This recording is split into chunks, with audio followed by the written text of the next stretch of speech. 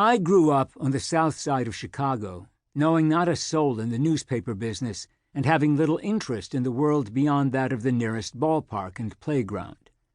But I did read sports pages, and on Sunday, the comics. My parents were Jewish immigrants, my father Isidore from Lithuania, my mother Dorothy from Poland.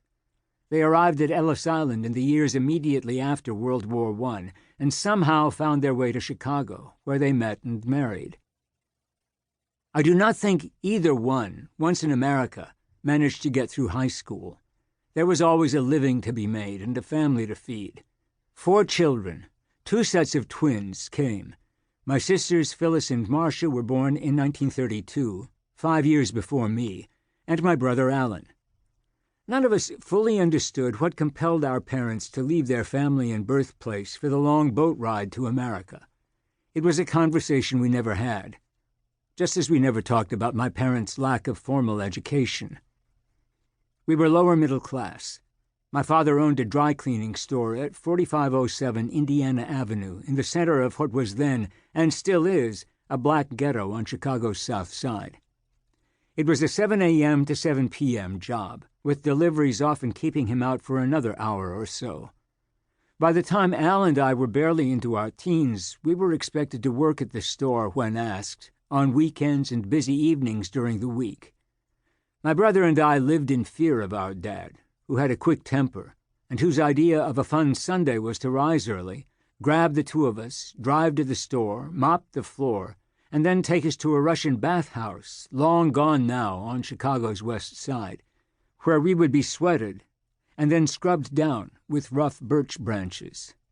Our pleasure came afterward. There was a small pool to jump into, and fresh herring and root beer for lunch.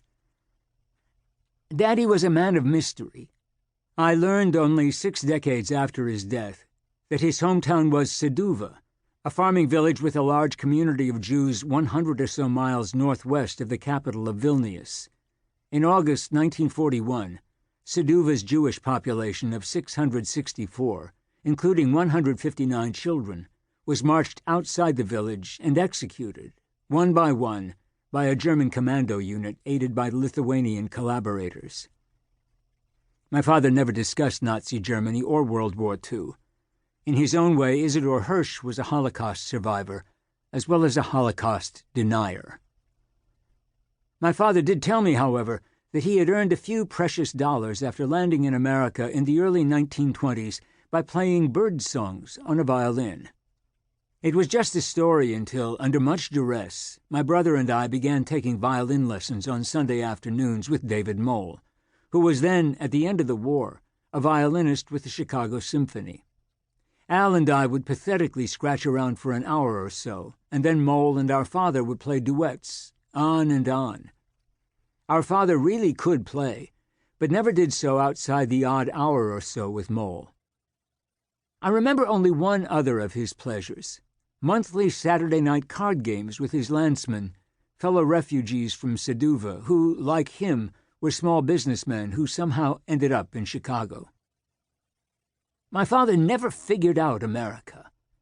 When Al and I were sophomores in high school, we moved from our bare apartment in what we thought was a largely Jewish community on East 47th Street to a new housing development miles away on the far south side. It had to have been our mother's idea. Our new home was a corner unit in a townhouse complex, replete with some new furniture inside, covered in plastic, and a small patch of grass outside.